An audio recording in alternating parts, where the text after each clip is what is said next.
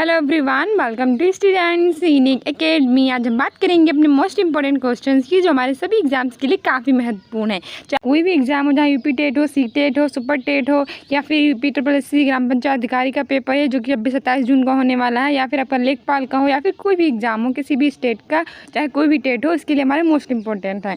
हमारा पहला क्वेश्चन कह रहा है कि नीचे दिए गए गद्यांश को पढ़कर पूछे गए प्रश्नों के उत्तर दीजिए। यानी हमारे जो गद्यांश है इसे पढ़ना है, उसके बाद इसमें जो क्वेश्चन पूछे जाएंगे उन क्वेश्चन के आंसर देने हैं। कह रहा है कि अपने प्रियजनों से रहित राज्य किस काम का, प्यारी मनुष्य जाति का सुख ही जगत के मंगल का मूल साधन है। बिना उसके सुख के अन्य सारे उपाय निष्फल हैं। धन की पूजा से ऐश्वर्य, तेज, बल और पराक्रम नहीं प्राप्त होने का, चैतन्य आत्मा की पूजा से ही पदार्थ प्राप्त होते हैं। चैतन्य पूजा से ही मनुष्य का कल्याण हो सकता है।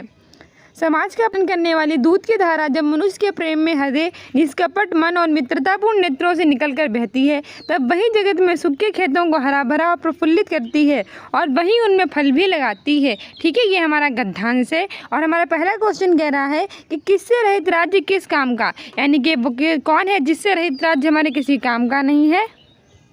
तो हमारा ऑप्शन ए है भद्रजनों से, ऑप्शन बी है श्रेष्ठ जनों से, ऑप्शन सी है प्रियजनों से, ऑप्शन डी है शिक्षित जनों से। तो किससे रहित काम का, तो हमारे इसमें कहा गया था कि प्रियजनों से रहित राज्य, क्या कहा गया था कि अपने प्रियजनों से रहित राज्य किस काम का। ठीक है, अपने प्रियजनों से रहित। तो हमारा क्वेश्चन भी यही पूछ रहा है कि किससे रहित राज्य किस काम का, तो हमारा सही आंसर आ जाएगा प्रियजनों से। ठीक है, प्रियजनों से रहित राज्य किसी काम का नहीं है। ठीक है, आगे कह रहा है कि गद्यांश की प्रथम पंक्ति में स्पष्ट रूप से उल्लिखित है कि अपने प्रियजनों से रहित राज्य किस काम का। दूसरा क्वेश्चन कह रहा है कि जगत का अर्थ है, यानी कि जगत है उसका क्या अर्थ है। ऑप्शन ए है समाज, ऑप्शन बी है संसार, ऑप्शन सी है देश और ऑप्शन डी है प्रदेश। तो जगत का अर्थ होता है संसार। क्या होता है? संसार। ठीक है, जगत का अर्थ है संसार, ऑप्शन बी सही हो जाएगा। आगे कह रहा है हमारा अगला कि जगत का अर्थ है संसार। तीसरा क्वेश्चन कह रहा है कि निष्फल का आशय है। निष्फल का क्या आशय है? ऑप्शन ए है अधूरा, ऑप्शन बी है फलदायी, ऑप्शन सी है सार्थक और ऑप्शन डी है व्यर्थ। तो निष्फल का आशय क्या होता है? हमारा ऑप्शन डी सही हो जाएगा, व्यर्थ। ठीक है, निष्फल का मतलब होता है व्यर्थ। आगे बढ़ते हैं। आगे कह रहा है कि सूखे खेतों को हरा भरा और प्रफुल्लित करने का अर्थ है, यानी जो सूखे खेत हैं उनको हरा भरा और प्रफुल्लित करने का क्या अर्थ है। ऑप्शन ए है जीवन को सुखमय बनाना, ऑप्शन बी है जीवन को दुखमय बनाना, ऑप्शन सी है खेतों की सिंचाई करना और ऑप्शन डी है जीवन को संकट में डालना। तो हमारे गद्यांश था कि सूखे खेतों को हरा भरा और प्रफुल्लित करना, इसका मतलब होता है जीवन को सुखमय बनाना। ठीक है, ऑप्शन ए सही हो जाएगा, जीवन को सुखमय बनाना मतलब सूखे खेतों को हरा भरा और प्रफुल्लित करना। आगे बढ़ कह रहा है कि सूखे खेतों को हरा भरा प्रफुल्लित करने का अर्थ है जीवन को सुखमय बनाना। उसके बाद हमारा पांचवा क्वेश्चन कह रहा है कि निम्न में से दीर्घ स्वर है, तो हमारा दीर्घ स्वर कौन सा है।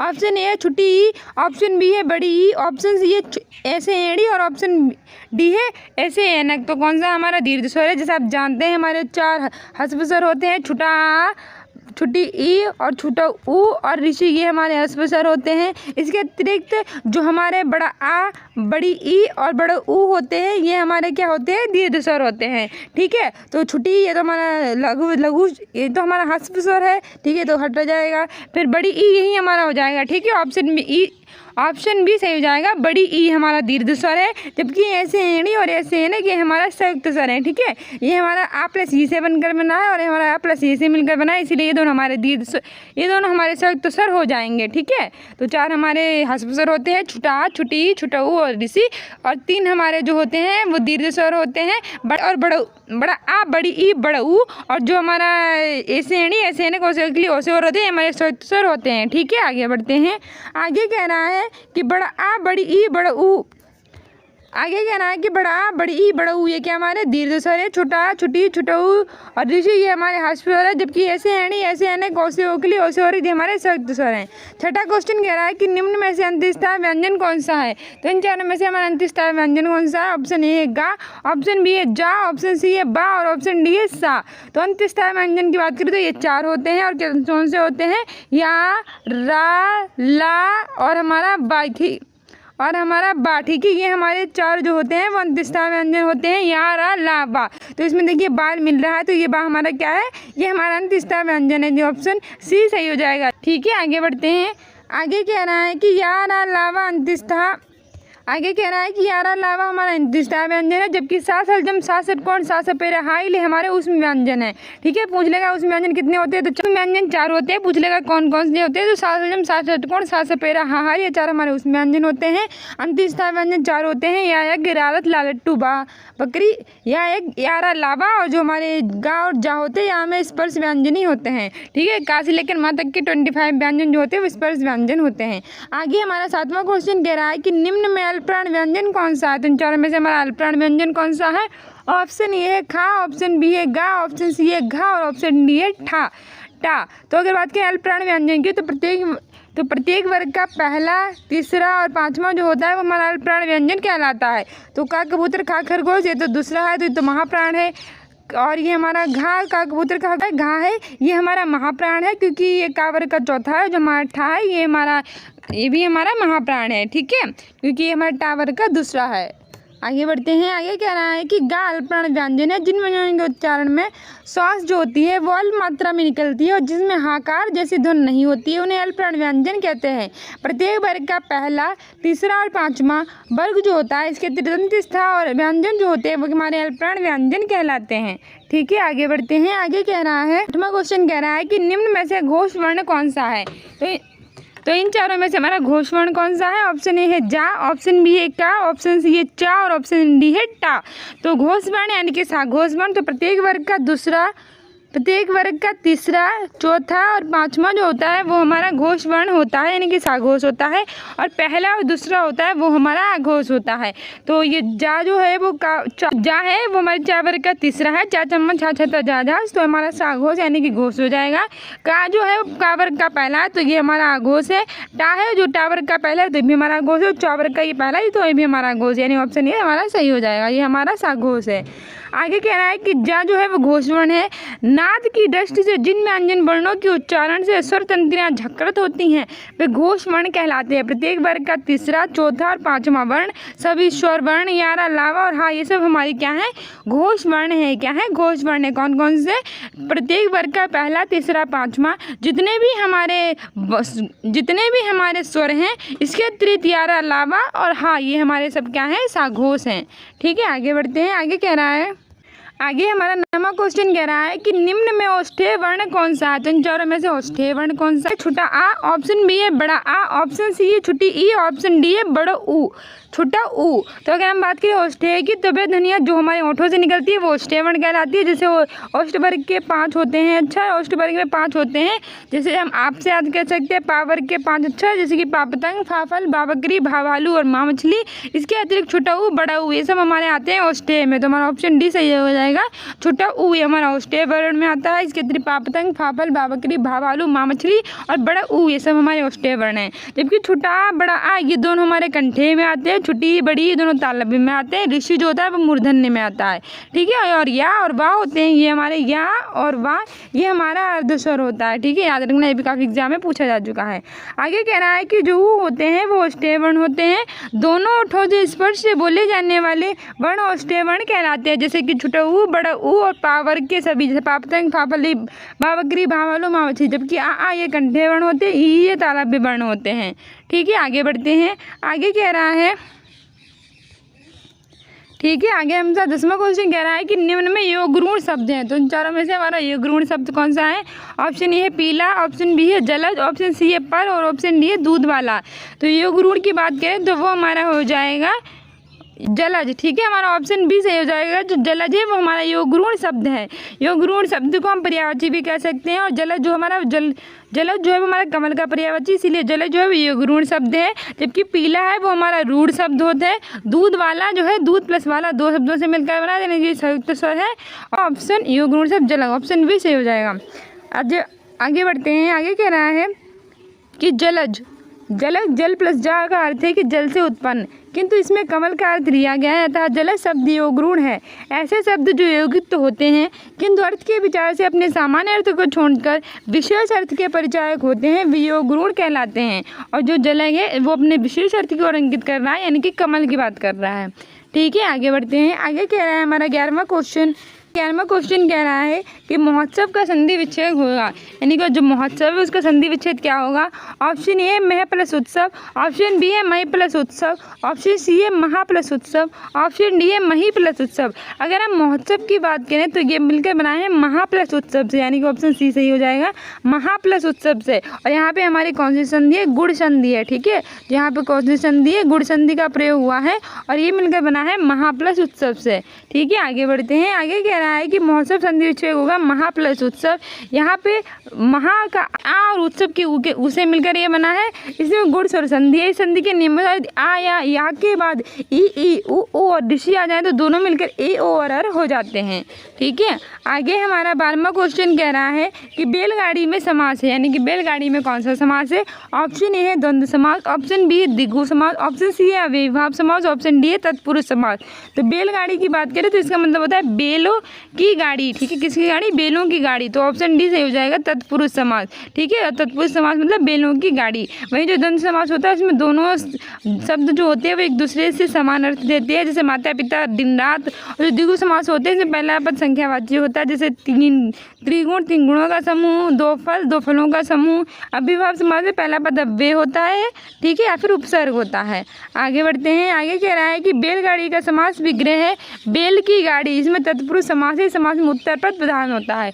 तो हमारा जो तत्पुरुष समास होता है उसमें क्या होता है, जो उत्तर पद होता है वो प्रधान होता है। आगे हमारा 13वां क्वेश्चन कह रहा है कि आगमन में उपसर्ग है, यानी जो आगमन है उसमें कौन सा उपसर्ग है।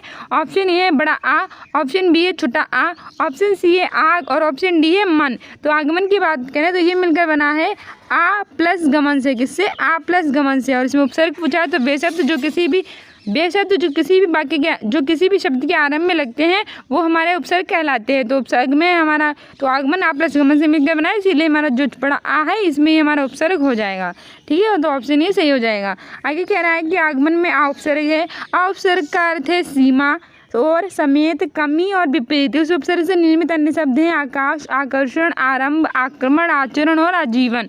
क्या है हमारा, आकाश, आकर्षण, आरंभ, आक्रमण, आचरण और आजीवन, ये सब हमारे यहाँ उपसर्ग से मिलकर बने हैं। आगे कह रहा है हमारा 14वां क्वेश्चन की रसोईया में प्रत्यय है। तो रसोईया में कौन सा प्रत्यय है, ऑप्शन ए है या और ऑप्शन ए है या और ऑप्शन बी है या। तो शब्द किसी भी शब्द के अंत में जुड़कर उनके अर्थ में परिवर्तन कर देते हैं तो वही प्रत्यय कहलाते हैं। और जो रसोईया है ये रसोई प्लस या से मिलकर बना है, किससे मिलकर बना है, रसोई प्लस या से मिलकर बना है, इसलिए जो हमारा या है वो यहाँ पे हमारा क्या है, प्रत्यय, यानी ऑप्शन बी सही हो जाएगा। आगे बढ़ते हैं, था आ बड़ा आ और ऑप्शन डी था रस, लेकिन हमारा ऑप्शन बी सही हो गया था या। तो रसोईया में या प्रत्यय का प्रयोग हुआ है। हमारा 15वां क्वेश्चन कह रहा है कि निम्न में से कौन सा शब्द तत्सम है। तो इन चारों में से कौन सा शब्द तत्सम है। तो ऑप्शन ए है क्षेत्र, ऑप्शन बी है गधा, ऑप्शन सी है गाय और ऑप्शन डी है घर। तो अगर हम क्षेत्र की बात करें तो ये हमारा क्या हो जाएगा, तत्सम, और इसका तद्भव जो होगा वो क्या होगा, खेत होगा। क्या होगा, खेत। वहीं जो गधा ये हमारा तद्भव है और इसका तत्सम जो होगा वो गधर्व होगा। क्या होगा, हमारा गधर्व होगा, ठीक है। वहीं जो घर है ये हमारा तद्भव है और इसका जो गेह होता है वो होता है तत्सम, और जो गाय है इसका तत्सम जो होता है वो गो होता है, ठीक है। तो हमारा ऑप्शन ये सही हो जाएगा। कह रहा है कि क्षेत्र शब्द तत्सम है जिसका तद्भव खेत होगा। गधा, गाय और घर का तद्भव शब्द होंगे क्रमशः गधर्व, गधा का गधर्व, गाय का गो और जो हमारा घर है इसका गह, ठीक है। आगे आगे हमारा 16वां क्वेश्चन कह रहा है, आगे हमारा 16वां क्वेश्चन कह रहा है कि निम्न में से कौन सा शब्द तद्भव है। तो इन चारों में से कौन सा शब्द तद्भव है। ऑप्शन ए है यौवन, ऑप्शन बी है निर्झर, ऑप्शन सी है जीव और ऑप्शन डी है स्थान। तो तद्भव की बात करें तो वो हमारा हो जाएगा जीव, ठीक है। ऑप्शन सी सही हो जाएगा, जीव जो है वो तद्भव है, इसका तद्भव जो होगा वो जीवा होगा। क्या होगा, जीवा होगा, ठीक है। वहीं जो हमारा निर्झर, स्थान और यौवन ये सब हमारे तत्सम हैं। आगे बढ़ते हैं, आगे कह रहा है कि जीव शब्द तद्भव है, आगे कह रहा है कि जीव शब्द तद्भव है और इसका तत्सम जीवा है, ठीक है। 17वां क्वेश्चन कह रहा है कि निम्न में से कौन सा शब्द देशज है। तो इन चारों में से कौन सा शब्द देशज है। ऑप्शन ए है गोबर, ऑप्शन बी है घोड़ा, ऑप्शन सी है हल्दी और ऑप्शन डी है कटोरा। तो जो हमारा गोबर होता है वो तो हमारा तद्भव होता है, जो हमारा घोड़ा होता है वो भी तद्भव होता है, इसका तत्सम घोटक होता है। हल्दी होता है ये भी हमारा तद्भव होता है और इसका तत्सम हर्दिका होता है। लेकिन जो हमारा कटोरा शब्द होता है वो हमारा होता है देशज। कटोरा, पगड़ी और खिचड़ी, खिड़की, तो ये सब हमारा हैं देशज शब्द देते हैं। आगे कह रहा है कि कटोरा शब्द देशज हैं जो शब्द विभिन्न बोलियों या फिर भारतीय भाषाओं से हिंदी में आए हैं और जिनका स्रोत अज्ञात होता है उन्हें हम देशज कहते हैं, जैसे कि जूता, कटोरा, खिचड़ी, पगड़ी, डिबिया, तेंदुआ आदि। मोस्ट इंपॉर्टेंट याद रखना, जूता, कटोरा, खिचड़ी, पगड़ी, डिबिया, तेंदुआ आदि ये सब हमारे देशज हैं। उसके बाद हमारा 18वां क्वेश्चन कह रहा है क्वेश्चन कि निम्न में कौन सा शब्द विदेशी है, यानी कि इन चारों में से कौन सा शब्द विदेशी है। ऑप्शन ए है टिकट, ऑप्शन बी है मध्य, ऑप्शन सी है मयूर और ऑप्शन डी है वचन। तो अगर हम बात करें विदेशी शब्द से, जो बेशब्द जो तो इनमें चारों में से कौन सा विदेशी शब्द है, तो हमारा ऑप्शन ही सही हो जाएगा टिकट। जो हमारा टिकट है वो हमारा विदेशी शब्द है, ठीक है। और जो मयूर है वो हमारा तत्सम है और इसका तत्व मोर होता है, ठीक है। आगे बढ़ कह रहा है कि जो टिकट शब्द है वो अंग्रेजी भाषा का शब्द है और ये विदेशी शब्द है, जबकि मयूर तत्सम है और इसका तत्व जो है वो मोर होगा, ठीक है। मयूर का क्या होगा, मोर। 19वां क्वेश्चन कह रहा है कि निम्न में से संज्ञा शब्द है, तो इन चारों में से कौन सी संज्ञा शब्द है। ऑप्शन ए है हरा, ऑप्शन बी है पतला, ऑप्शन सी है सभा और ऑप्शन डी है गहरा। तो इन चारों में से अगर संज्ञा की बात करें तो हमारा ऑप्शन सी से ये हो जाएगा सभा। किसी व्यक्ति, वस्तु, स्थान, भाववाद के नाम को हम संज्ञा कहते हैं। ये 5 प्रकार की होती है। एक होती है व्यक्तिवाचक संज्ञा, दूसरी होती है जातिवाचक संज्ञा, तीसरी होती है भाववाचक संज्ञा, चौथी होती है द्रव्यवाचक या पदार्थवाचक संज्ञा और 5वीं होती है समूहवाचक संज्ञा। वाचक संज्ञा, भाववाचक संज्ञा, नंबर 4 होती है समूहवाचक संज्ञा, नंबर 5 होती है पदार्थवाचक संज्ञा, ठीक है। ये 5 संज्ञाएं होती हैं और जिसमें हमारी जो सभा होती है ये हमारी जैसी ये समूहवाचक संज्ञा है, क्योंकि इसमें समूह का बोध हो रहा है, ठीक है, यानी ऑप्शन सी सही हो जाएगा। आगे बढ़ते हैं। आगे कह रहा है हमारा कि जिस संज्ञा से वस्तु अथवा व्यक्ति के समूह का बोध होता है उसे हम समूहवाचक संज्ञा कहते हैं, जैसे कि सभा, दल, गिरोह, गुच्छा, कुंज, मंडल आदि। यानी कि सभा यानी लोगों की सभा, दल, गिरोह, गुच्छा, कुंज, मंडल ये फिर सब क्या होती है, लोगों के समूह का बोध कराती हैं, इसलिए सब हमारी समूहवाचक संज्ञा है। आगे हमारा 20वां क्वेश्चन कह रहा है कि निम्न में से सर्वनाम शब्द हैं, यानी कि इन चारों में से कौन सा हमारा सर्वनाम है। ऑप्शन ए है नींद, ऑप्शन बी है रोग, ऑप्शन सी है सफाई और ऑप्शन डी है कौन।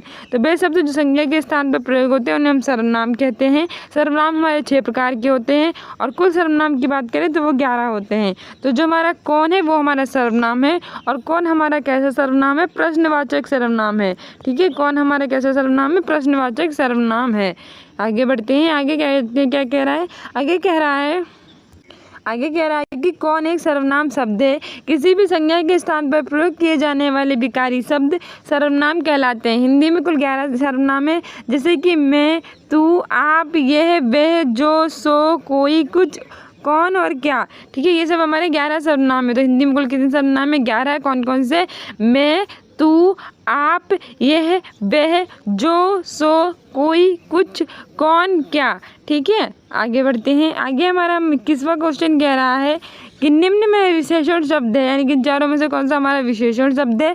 ऑप्शन ए है लड़कपन, ऑप्शन बी है उचित, ऑप्शन सी है कठोरता, ऑप्शन डी है घबराहट।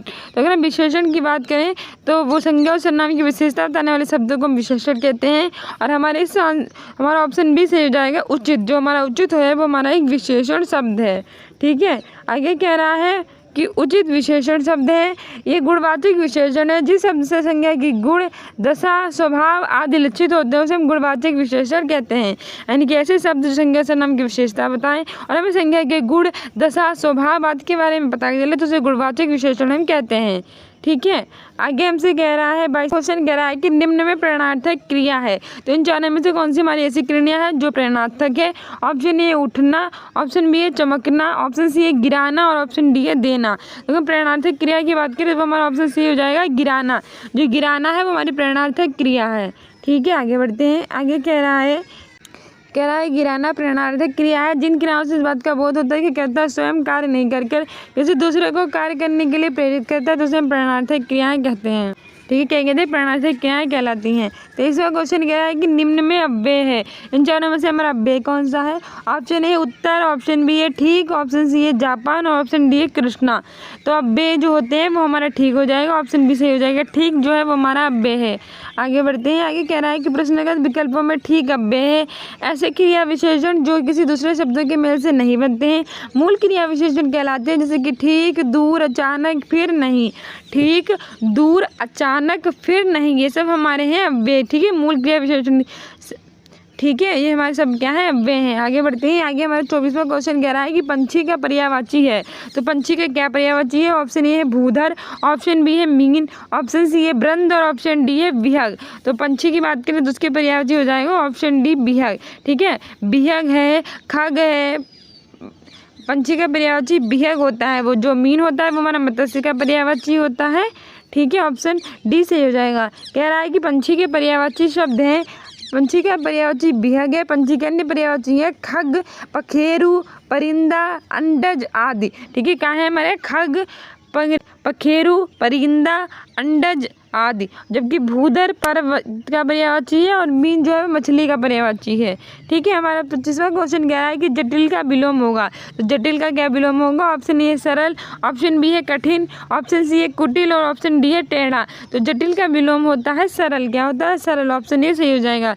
कठिन का विलोम, जटिल का विलोम होता है सरल। ठीक है, आगे कह रहा है कि जटिल का विलोम सरल है और कुटिल का विलोम भी सरल ही होगा। ठीक है, कठिन का विलोम, जटिल का विलोम सरल है, कुटिल का विलोम भी सरल ही होगा। और 26वां क्वेश्चन कह रहा है कि जो देने योग्य उसके लिए एक शब्द है। ऑप्शन ए है गे, ऑप्शन बी है दे। तो जो देने योग्य होता है उसे हम दे कहते हैं। ठीक है, जो देने योग्य होता है उसे दे, जो गाने योग्य होता है उसे गे, जो पाने योग्य होता है उसे पे। ठीक है, आगे बढ़ते हैं। आगे हमारा ऑप्शन सी था पे और ऑप्शन डी था दांत। हमारा ऑप्शन बी सही हो गया था। जो देने योग्य उसके लिए एक शब्द था दे, जो गाने योग्य उसके लिए एक शब्द है गे, जो पीने योग्य उसके लिए एक शब्द है पे। ठीक है, आगे बढ़ते हैं। आगे हमारा 27वां क्वेश्चन कह रहा है कि दीन, दीन शब्द युग्म का सही अर्थ है, यानी कि दिन और दीन का सही युग्म क्या सही है? ऑप्शन ए है दिवस गरीब, ऑप्शन बी है गरीब दिवस, ऑप्शन सी है सुबह गरीब, ऑप्शन डी है दोपहर गरीब। तो दिन का मतलब तो दिवस होता है। क्या होता है दिन का मतलब? दिवस, दिवस होता है। जबकि दीन का मतलब क्या होता है? दीन का मतलब होता है गरीब। क्या होता है? गरीब होता है। तो हमारा ऑप्शन ये सही हो जाएगा दिवस और गरीब। ठीक है, दिन का मतलब होता है दिवस और दीन का मतलब होता है गरीब। आगे बढ़ते हैं। आगे कह रहा है कि दिन, दिन शब्द का सही अर्थ है दिवस और गरीब। ठीक है, 28वां क्वेश्चन कह रहा है कि निम्न में कौन सा शब्द देने का अर्थक है? यानी कि इन चारों में से कौन सा शब्द है जो अनेक अर्थ दे रहा है? ऑप्शन ए है साहस, ऑप्शन बी है पुस्तक, ऑप्शन सी है अंबर, ऑप्शन डी है बालक। तो कौन सा शब्द अनेक अर्थक है? तो हमारा ऑप्शन सी सही हो जाएगा अंबर। जो अंबर शब्द है वो अनेक अर्थ देता है, तो ये हमारा अनेकार्थक शब्द है। ठीक है, आगे कह रहा है कि अंबर शब्द अनेकार्थक है। अंबर के अर्थ है वस्त्र, आकाश, कपास, मेघ आदि। क्या होता है हमारे अंबर का? वस्त्र, आकाश, कपास, मेघ आदि। ठीक है, हमारे अंबर के अनेकार्थक हैं।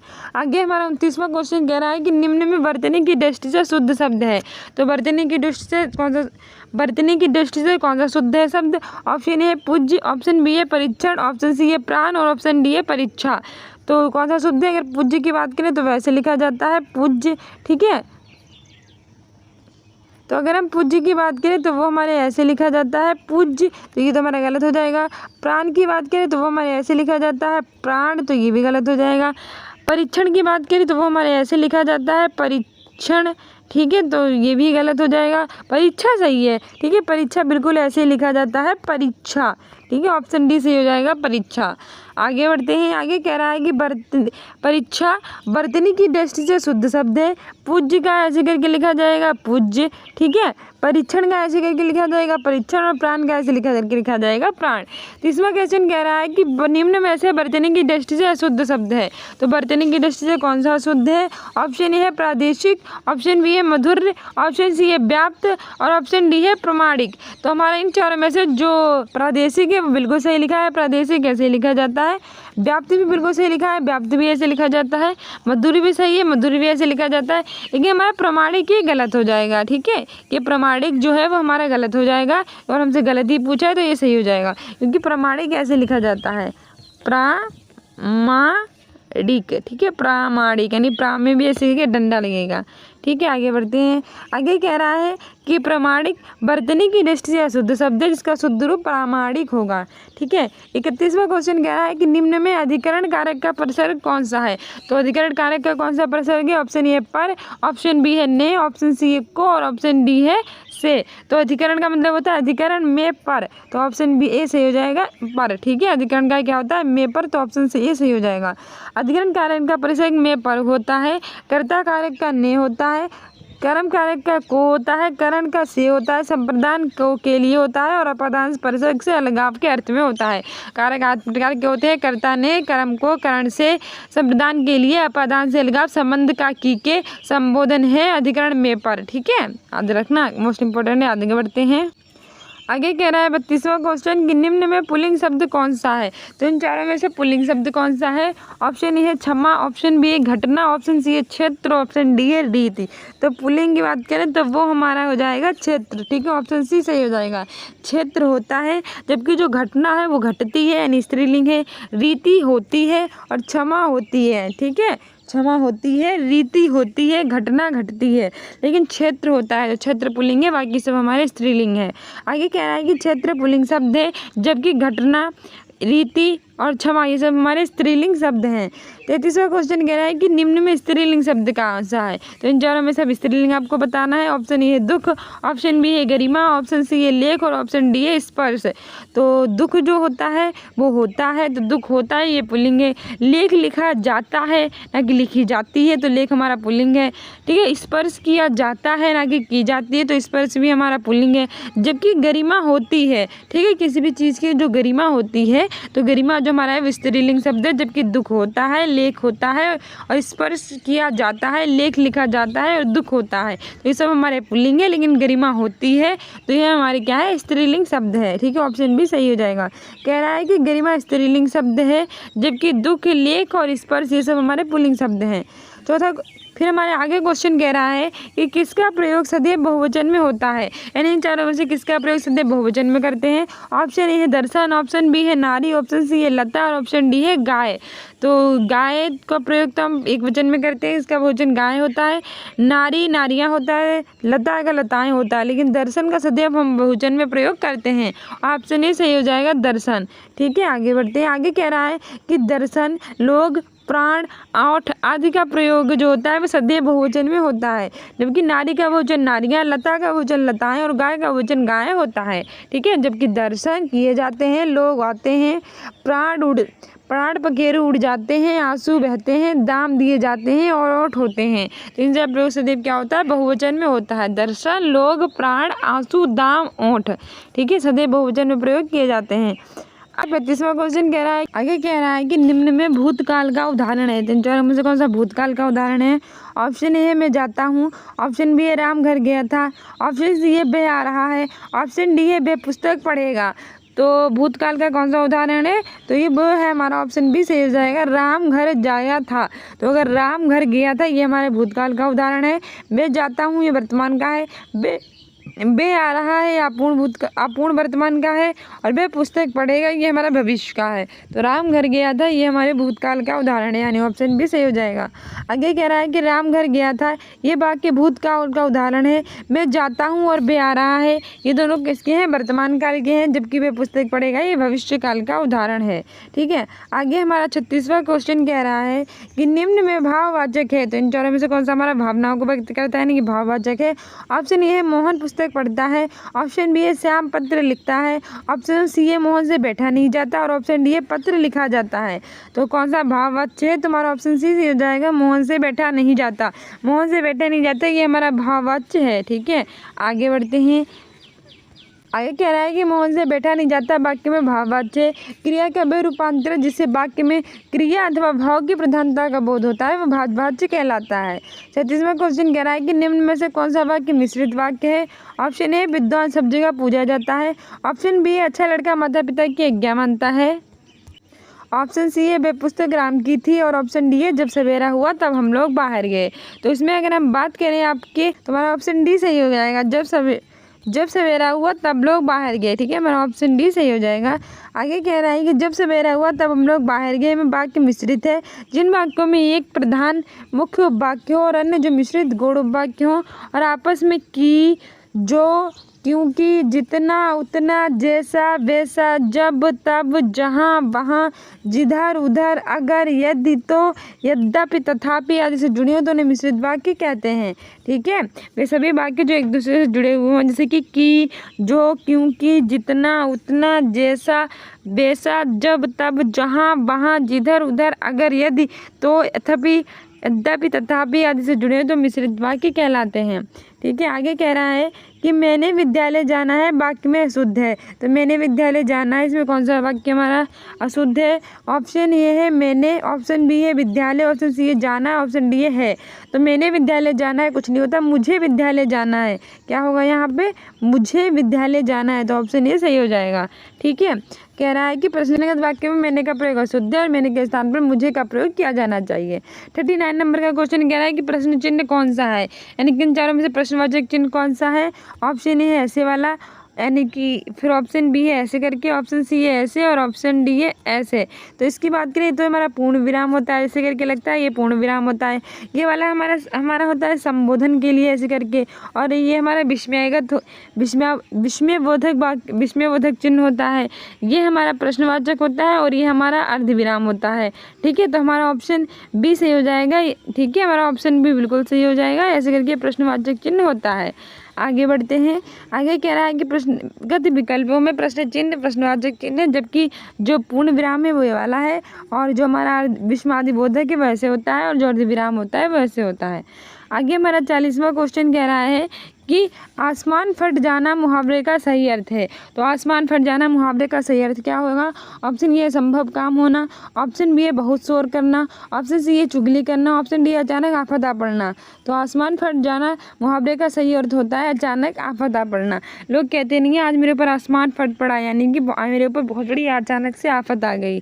ठीक है, आगे बढ़ते हैं। आगे कह रहा है कि आसमान फट जाना मुहावरे का सही अर्थ है अचानक से आफत आ जाना। ठीक है, इसके बाद हमारा 41 नंबर क्वेश्चन कह रहा है कि स्वावलंबी होने के लिए सही मुहावरा है। तो स्वावलंबी होने के लिए सही मुहावरा है ऑप्शन ए पोवारा होना, ऑप्शन बी है पानी फेर देना, ऑप्शन सी है पैरों पर खड़ा होना, ऑप्शन डी है फूंक फूंक कर पैर रखना। तो स्वावलंबी होना मतलब होता है कि अपने पैरों पर खड़ा होना। ठीक है, ऑप्शन सी सही हो जाएगा, स्वावलंबी होना यानी अपने पैरों पर खड़ा होना। आगे बढ़ते हैं। आगे कह रहा है पेड़ बबूल के आम कहाँ से होए, लोकोक्ति का सही अर्थ है, यानी कि बोए पेड़ बबूल के आम कहाँ से, उस लोकोक्ति का सही अर्थ है। ऑप्शन ए कर्म के अनुसार फल नहीं मिलता, ऑप्शन बी है जैसा कर्म करोगे वैसा फल मिलेगा, ऑप्शन सी है कर्म और फल का कोई संबंध नहीं, और ऑप्शन डी है कर्म करो फल की इच्छा मत करो। तो बोए पेड़ बबूल के आम कहाँ से हो, इस लोकोक्ति का अर्थ होता है कि जैसा कर्म करोगे वैसा फल मिलेगा। ठीक है, हमारा ऑप्शन बी सही हो जाएगा, जैसा कर्म करोगे वैसा फल मिलेगा, यानी कि बोए पेड़ बबूल के आम कहाँ से होए। आगे कह रहा है कि बोए पेड़ बबूल के आम कहाँ से होए, लोकोक्ति का अर्थ है कि जैसा कर्म करोगे वैसा फल मिलेगा। 43 नंबर क्वेश्चन कह रहा है कि लाभ ही लाभ अर्थ के लिए सही लोकोक्ति है। तो लाभ ही लाभ अर्थ के लिए सही लोकोक्ति है ऑप्शन ए 5 उंगलियां घी में, ऑप्शन बी 5 उंगलियां बराबर नहीं होती, ऑप्शन सी है नेकी करो कुएं में डाल, ऑप्शन डी है नेकी और पूछ पूछ। तो लाभ ही लाभ का मतलब होता है कि 5 उंगलियां घी में। ठीक है, हमारा ऑप्शन ए सही हो जाएगा, 5 उंगलियां घी में मतलब लाभ ही लाभ। ठीक है, आगे बढ़ते हैं। आगे कह रहा है लाभ ही लाभ अर्थ के लिए सही लोकोक्ति है 5 उंगलियां घी में होना। ठीक है, उसके बाद हमारा 44 नंबर का क्वेश्चन कह रहा है कि मूल पाठ का व्याख्या के साथ अनुवाद कहलाता है। जो हमारा मूल पाठ होता है उसके व्याख्या के साथ अनुवाद क्या कहलाता है? ऑप्शन ए है शब्दानुवाद, ऑप्शन बी है भावानुवाद, ऑप्शन सी है सारा अनुवाद, ऑप्शन डी है व्याख्या अनुवाद। तो मूल पाठ का व्याख्या के साथ अनुवाद ही व्याख्या अनुवाद कहलाता है। ठीक है, ऑप्शन डी सही हो जाएगा, मूल पाठ का व्याख्या के साथ व्याख्या अनुवाद, शब्द के साथ होता है तो शब्दानुवाद, भाव के साथ होता है तो भावानुवाद कहलाता है। आगे कह रहा है मूल पाठ का व्याख्या के साथ व्याख्या अनुवाद कहलाता है। स्क्रोत भाषा के प्रत्येक शब्द का लक्ष्य भाषा के प्रत्येक शब्द में यथावत अनुवाद शब्दानुवाद कहलाता है। मूल पाठ की विचार सामग्री और भावधारा का अनुवाद भावानुवाद कहलाता है। मूल पाठ को अन्य भाषा में संक्षेप में प्रस्तुत करना सारा अनुवाद कहलाता है। ठीक है, आगे बढ़ते हैं। आगे कह रहा है कि ब्रज हिंदी की किस उपभाषा के अंतर्गत है, यानी हिंदी जो ब्रज जो है वह हिंदी की किस उपभाषा के अंतर्गत है। ऑप्शन ए है पहाड़ी हिंदी, ऑप्शन बी है पूर्वी हिंदी, ऑप्शन सी है पश्चिमी हिंदी और ऑप्शन डी है राजस्थानी हिंदी। तो ब्रज भाषा की बात करें तो वह हमारी हिंदी की पश्चिमी हिंदी के अंतर्गत आती है। ठीक है, जैसे कि हमारी पश्चिमी हिंदी सोरसेनी अपभ्रंश से हुई है और इसके अंतर्गत 5 बोलियाँ आती हैं, जैसे कि खड़ी बोली, ब्रजभाषा, बुंदेली, वांगरू और हरियाणवी।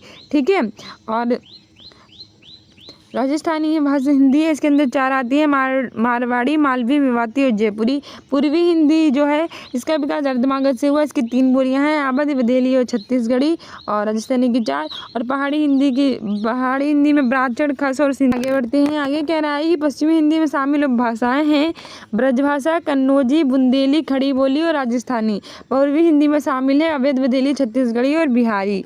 ठीक है, आगे बढ़ते हैं। आगे कह रहा है 46 नंबर क्वेश्चन कह रहा है कि अमेंडमेंट के लिए सटीक हिंदी अनुवाद है। तो अमेंडमेंट के लिए सटीक हिंदी अनुवाद है, ऑप्शन ए शोधन, ऑप्शन बी है संशोधन, ऑप्शन सी है प्रशोधन, ऑप्शन डी है समाशोधन। तो अमेंडमेंट के लिए सटीक हिंदी अनुवाद हो जाएगा ऑप्शन बी संशोधन। ठीक है, हमारा ऑप्शन बी बिल्कुल सही हो जाएगा। अमेंडमेंट के लिए सटीक हिंदी अनुवाद है संशोधन। आगे कह रहा है अमेंडमेंट के लिए सटीक हिंदी अनुवाद संशोधन है। आगे कह रहा है कि अमेंडमेंट के लिए सटीक हिंदी अनुवाद संशोधन है। 47 नंबर का क्वेश्चन कह रहा है कि सुरसागर के रचयिता कौन है। तो सुरसागर के रचयिता कौन है, option A Vidyapati, option B है जयदेव, ऑप्शन सी है तुलसीदास, ऑप्शन डी है सूरदास। तो सुरसागर की बात करें तो उनके रचयिता हो जाएंगे सूरदास। ठीक है, सूरदास की है सुरसागर, सुरसरावली और साहित्य लहरी। ठीक है, ऑप्शन डी सही हो जाएगा। आगे कह रहा है कि भक्ति काल की सगुण मार्गी कृष्ण काव्य धारा की कवि सूरदास जी की रचनाएं हैं सुरसागर, सुरसरावली और साहित्य लहरी। 48वां क्वेश्चन कह रहा है कि रीतकाल का कवि कौन से हैं। तो ऑप्शन ए है जयशंकर प्रसाद, ऑप्शन बी है सूर्यकांत त्रिपाठी निराला, ऑप्शन सी है बिहारी और ऑप्शन डी है सुमित्रानंदन पंत। रीतकाल के कवि जो है वो हमारे बिहारी जी हैं, तो ऑप्शन सी सही हो जाएगा। रीतकाल के कवि बिहारी हैं और इनकी फेमस रचना है बिहारी सतसई। आगे कह रहा है कि कविवर बिहारी रीतकाल के कवि हैं, इनकी प्रसिद्ध रचना बिहारी सतसई है। जयशंकर प्रसाद, सूर्यकांत त्रिपाठी निराला और सुमित्रानंदन पंत छायावाद काल के कवि हैं। जयशंकर प्रसाद, सूर्यकांत त्रिपाठी निराला और सुमित्रानंदन पंत कैसे हैं, हमारे छायावाद काल के कवि हैं। ठीक है, आगे हमारा 49 नंबर का क्वेश्चन कह रहा है कि उसने कहा था कहानी के लेखक हैं। ऑप्शन ए है किशोरीलाल गोस्वामी, ऑप्शन बी है चंद्रशेखर शर्मा गुलेरी, ऑप्शन सी है प्रेमचंद, ऑप्शन डी है भगवान दास। तो अगर हम बात करें उसने कहा था, इस कहानी के लेखक है चंद्रशेखर शर्मा गुलेरी, तो ऑप्शन बी सही हो जाएगा। उसने कहा था कहानी के लेखक है चंद्रशेखर शर्मा गुलेरी। आगे कह रहा है कि उसने कहा था कहानी के लेखक चंद्रशेखर शर्मा गुलेरी हैं। उनकी अन्य रचनाएं हैं घंटाघर, धर्मपारायण, रीछ, पाठशाला, बुद्धू का कांटा, सुखमय जीवन और हीर का हीरा। ठीक है, घंटाघर, धर्मपारायण, रीछ, पाठशाला, बुद्धू का कांटा, सुखमय जीवन और हीर का हीरा। घंटाघर, धर्मपारायण, रीछ, पाठशाला, बुद्धू का कांटा, सुखमय जीवन और हीर का हीरा आदि। उसके बाद हमारा 50वां क्वेश्चन कह रहा है लास्ट है हमारे स्प्लिट टी-शर्ट का, उर्वशी कह रहे किसका काव्य है। तो उर्वशी किसका काव्य है, ऑप्शन ए है जयशंकर प्रसाद, ऑप्शन बी है मैथिली शरण गुप्त, ऑप्शन सी है रामधारी सिंह दिनकर, ऑप्शन डी है महादेवी वर्मा। तो उर्वशी हमारा फेमस काव्य है रामधारी सिंह दिनकर का। किसका, रामधारी सिंह दिनकर का है उर्वशी। ठीक है, आगे बढ़ते हैं। आगे कह रहा है उर्वशी रामधारी सिंह दिनकर का कविता संग्रह है। इसकी अन्य कविता संग्रह हैं रश्मिरथी, हुंकार, कुरुक्षेत्र, परशुराम की प्रतिज्ञा और हाहाकार। कौन सा, रश्मिरथी, हुंकार, कुरुक्षेत्र, परशुराम की प्रतिज्ञा, हाहाकार। मोस्ट इंपॉर्टेंट याद रखना। सो डियर स्टूडेंट्स, ये थे हमारे मोस्ट इंपॉर्टेंट क्वेश्चन जो हमारे सभी एग्जाम्स के लिए काफी महत्वपूर्ण थे। I hope you like this video. If you like it then like, subscribe and share and be continue with this video. Thank you, bye.